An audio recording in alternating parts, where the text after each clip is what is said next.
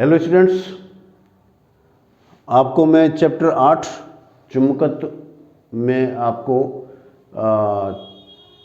चुंबकीय फ्लक्स के बारे में बताऊंगा। तो आपने इससे पहले विद्युत फ्लक्स के बारे में आप पढ़ चुके हैं और अब मैं आपको बता रहा हूँ चुंबकीय फ्लक्स।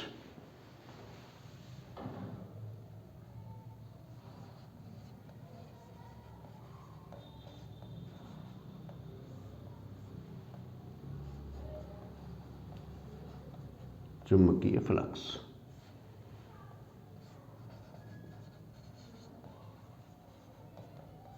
Magnetic flux. तो जैसा मैंने आपको विद्युत क्षेत्र में विद्युत फ्लक्स के बारे में बताया था कि किसी बंद पृष्ठ से निर्गत विद्युत क्षेत्र रेखाओं की संख्या को हम विद्युत फ्लक्स कहते हैं। वैसे ही यहाँ पर भी यही है कि चुंबकीय क्षेत्र रेखाएं बंद पृष्ठ से जितनी संख्या इनकी पास होती हैं, गुजरती है, उन्हीं को हम चुंबकीय फ्लक्स कहते हैं। और जैसा कि आप जानते हैं कि फ्लक्स का अर्थ होता है उसी स्थान पर चुंबकीय क्षेत्र का होना या विद्युत क्षेत्र का होना। तो हम चुंबकीय क्षेत्र की बात कर रहे हैं तो यहाँ पर चुंबकीय फ्लक्स है, और विद्युत क्षेत्र की बात करेंगे तो विद्युत फ्लक्स है।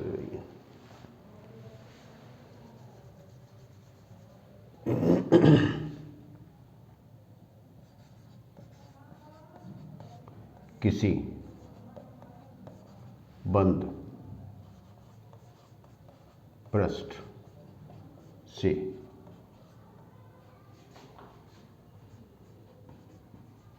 गुजरने वाली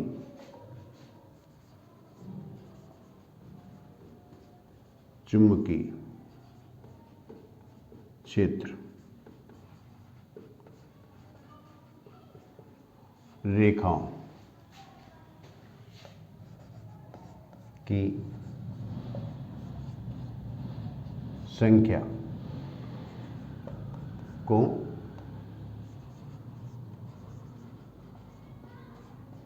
चुंबकीय फ्लक्स कहते हैं। तो जैसे मान लो कि भाई मैंने यहाँ पर एक ये पृष्ठ मान लिया, ये पृष्ठ है जो ये, अब इससे चुंबकीय क्षेत्र रेखाएं इस तरीके से,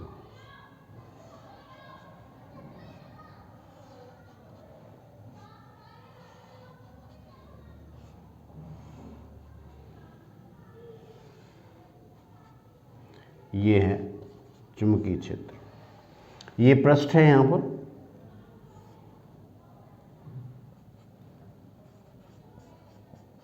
पृष्ठ बंद पृष्ठ। तो ये चुंबकीय क्षेत्र रेखा इससे ऐसे पास हो रही लंबवतों में, यानी कि मैंने इसको ऐसे रखा हुआ है, तो मेरा हाथ जो है यहाँ पर एक पृष्ठ है और इससे जो चुंबकीय क्षेत्र रेखा है वो इस तरीके से पास हो रही हैं इससे। तो जितनी संख्या इससे गुजर जाती है चुंबकीय क्षेत्र रेखाओं की, उसी संख्या को ही हम चुंबकीय फ्लक्स कहते हैं। तो अब यहाँ पर क्योंकि बंद पृष्ठ की बात कर रहे हैं तो यहाँ पर पृष्ठ का क्षेत्रफल भी होता है। तो बंद पृष्ठ का जो क्षेत्रफल होता है वो हमेशा पृष्ठ के तल के लंबवत होता है। तो हमने इसको इस तरीके से लिया हुआ है, इसको पृष्ठ को यूँ ले लें या फिर यूँ। तो हम इसका देखते हैं कि इसकी जो पृष्ठ की जो क्षेत्रफल की जो डायरेक्शन होती है वो इसके हमेशा तल के लंबवत होती है। तो ये मान लेते हैं कि यहाँ पर इसका क्षेत्रफल की डायरेक्शन है जो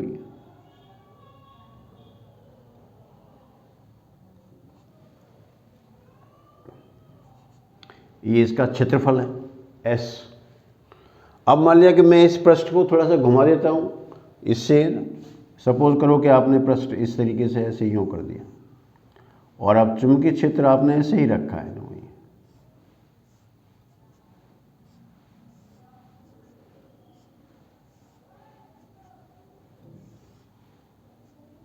इस तरीके से। तो अब इसमें क्या है, मैग्नेटिक फील्ड तो इसमें ऐसे के ऐसे ही है इसमें, लेकिन इसका जो ये जो अविलंब है वो इससे घूम जाता है। तो ये इसका अविलंब है, ये S। अब इसमें क्या है कि अविलंब जो होता है वो इस B से कुछ कोण बनाता है। तो मान लेते हैं हमने यहाँ पर इस तरीके से लिया हुआ है कि भाई ये तो इसमें B है और ये इसमें S है। ये इनके बीच का कोण थीटा के बराबर है। तो ये जो कोण यहाँ पर बन रहा है, ये कोण इसमें थीटा है। तो हम इसके दो कंपोनेंट कर सकते हैं, एक तो इधर की तरफ b cos थीटा और एक इसके ठीक लंबवत ये b sin थीटा। तो अब पृष्ठ से गुजरने वाली चुंबकीय क्षेत्र केवल b cos थीटा होगा, इसमें b sin थीटा इसके नहीं होगा, क्योंकि b sin थीटा क्षेत्र के समानांतर होगा। तो ये जैसे मेरा ये हाथ है तो फिर इसके ऐसे समानांतर होगा और ये इसके ऐसे परपेंडिकुलर होगा इस तरीके से। तो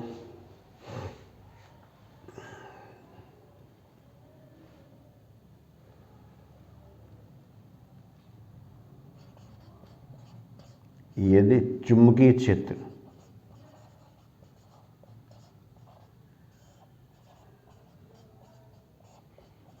B से थीटा कोण पर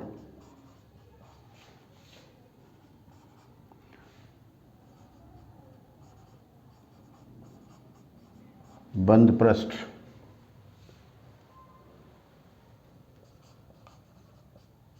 रखा जाए तो b cos थीटा घटक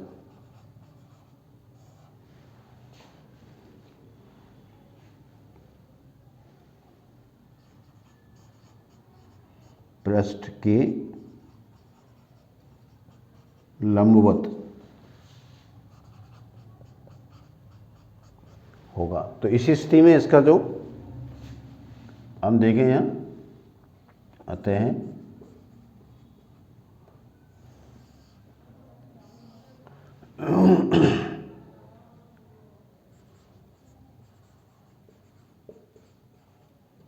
चुंबकीय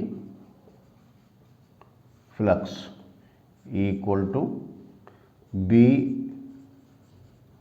cos थीटा इंटू एस, और चुंबकीय फ्लक्स को हम फाई से रिप्रेजेंट करते हैं, तो ये equal to b s cos theta, ये इक्वल टू फाई, और इसी को हम लिख सकते हैं b डॉट s, ये इक्वल टू फाई। तो हम इसको ऐसे व्यक्त करें या फिर हम इसको ऐसे व्यक्त करें, तो हम ऐसे भी कह सकते हैं कि चुंबकीय क्षेत्र और पृष्ठ के क्षेत्रफल का अदिश गुणनफल चुंबकीय फ्लक्स के बराबर होता है।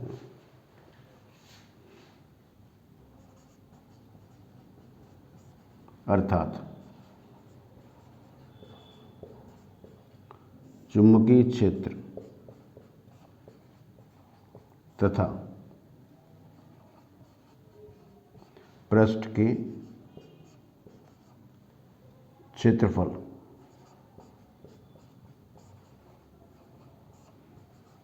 का अदिश गुणनफल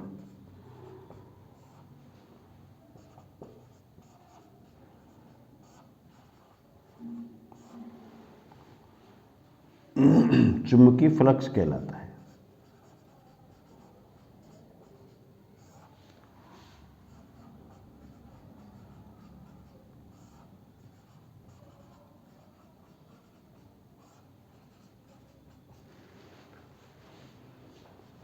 तो इसी तरीके से मैंने आपको विद्युत फ्लक्स के अंदर भी बताया था कि विद्युत फ्लक्स में अगर हम लेते हैं तो विद्युत क्षेत्र और पृष्ठ का क्षेत्रफल का अदिश गुणनफल विद्युत फ्लक्स कहलाता है।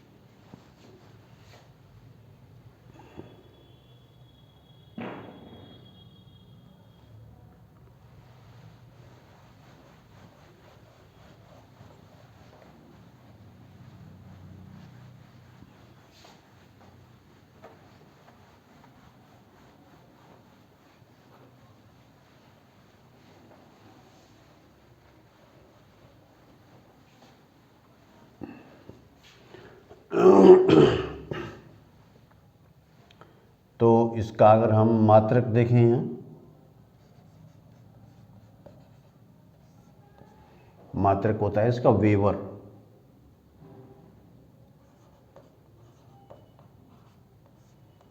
शॉर्ट में WB से व्यक्त किया जाता है। तो ये इसका ऐसा ही मात्रक है, जो ये एसआई मात्रक।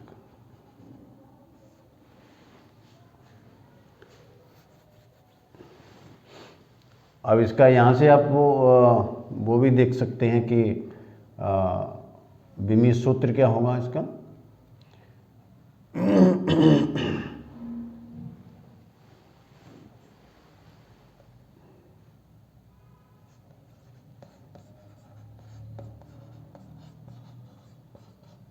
विमीय सूत्र तो इसमें हम देखें भाई फाई इक्वल टू होता है आपका बी एस कॉस थीटा को छोड़ दीजिए, विमाहीन राशि होती है इसमें तो है ही। तो बी को रिप्रेजेंट करते हैं न्यूटन पर एम्पियर मीटर और ये मीटर स्क्वायर। तो ये हो जाएगा आपका m1 L1 T-2 एम्पियर ए और मीटर इसमें L और ये L स्क्वायर। सो ये इससे कैंसिल हो जाएगा m1 L2 और T-2 और A-1, ये इसका विमीय सूत्र है। तो मैंने यहाँ पर विमीय इसका बी का मात्रक रख दिया न्यूटन पर एम्पियर मीटर और इसका ये मीटर स्क्वायर क्षेत्रफल का। तो इसके विमीय सूत्र m1 L1 T-2 और ये एम्पियर के लिए A, ये मीटर लंबाई है तो L और ये L स्क्वायर, ये इससे कैंसिल हो जाएगा यहाँ पर। तो m1 L2 T-2 और A-1, ये इसका मात्रक आ जाएगा इसमें। अब मैं आपको इसमें देख सकते हैं कि थीटा के भिन्न भिन्न मान के लिए फाई के भिन्न भिन्न मान इसमें होंगे। तो भाई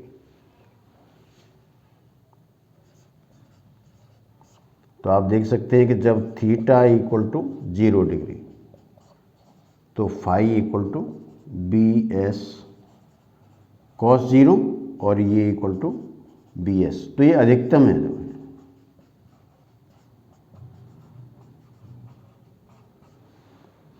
और जब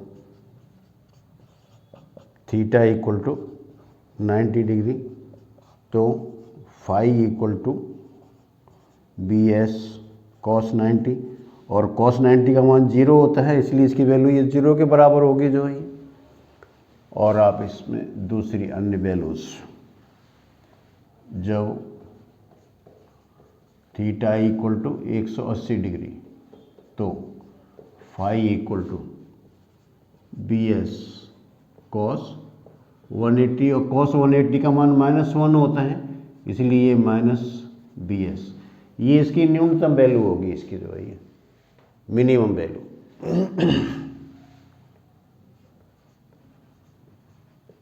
क्योंकि नेगेटिव है ये इसलिए। तो अब इसकी मैं मान लो 270 देखें तो फिर इसका कॉस का मान 0 के बराबर हो जाएगा इसमें। तो अगर हम इतने के लिए इसमें वक्र ड्रॉ करें तो ये इस तरीके से आ सकता है। यहाँ पर ये 0, यहाँ पर ले लें इसमें फाई और यहाँ ले लें थीटा, ये इसका एक्स एक्सिस और ये इसका वाई एक्सिस। यहाँ पर इसका पॉजिटिव वैल्यू और ये सपोज करो कि π/2 90 डिग्री और ये मान लेते हैं पाई होता है इसका। तो ये यहाँ से स्टार्ट होकर के इस तरीके से और इसके लिए इसकी वैल्यू यूँ नेगेटिव पाई के लिए, तो पाई का मतलब 180 डिग्री और फिर आगे इसमें चलें तो फिर ये ऐसे हो सकता है इस तरीके से। तो ये जो वैल्यू होगी वो आपकी आ जाएगी 3π/2 और ये जो वैल्यू होगी वो आएगी इसकी 2π के लिए। तो ये वैल्यू है इसमें बी एस और इसको यहाँ से लें तो ये -बी एस। तो आप देख सकते हैं कि चुंबकीय फ्लक्स का मान थीटा के बदलने के साथ साथ फाई का मान भी बदलता है इसके अंदर जो। तो ये थीटा पर भी डिपेंड करता है जो। अब मान लो कि हम इसका अल्पांश क्षेत्रफल और पूरे पृष्ठ के लिए इसको निकालें तो ये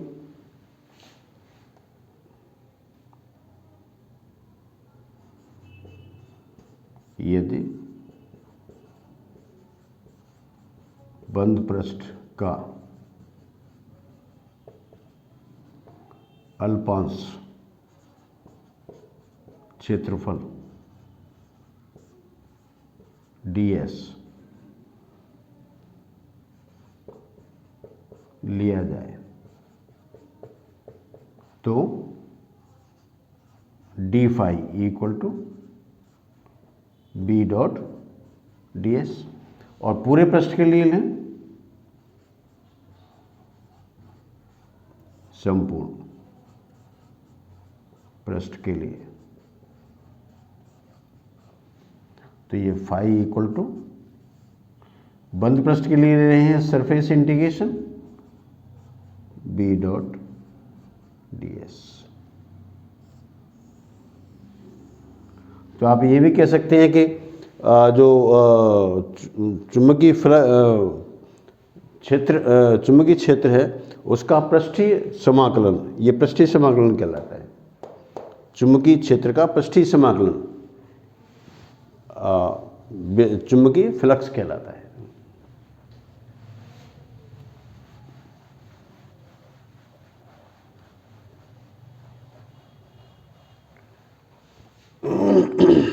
अतः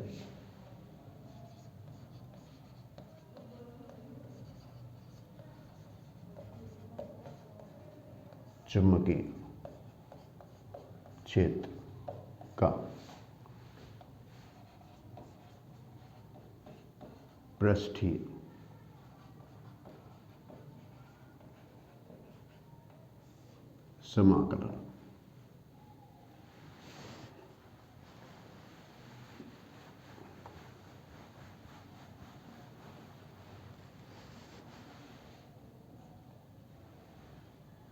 समाकलन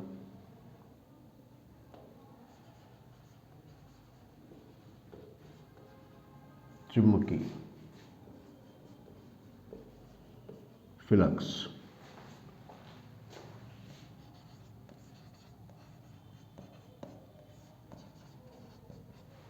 अतः चुंबकीय क्षेत्र का पृष्ठीय समाकलन चुंबकीय फ्लक्स कहलाता है। तो ऐसे चुंबकीय फ्लक्स की इसकी 2-3 डेफिनेशंस हैं, जो इनमें से किसी को भी लिखा जा सकता है।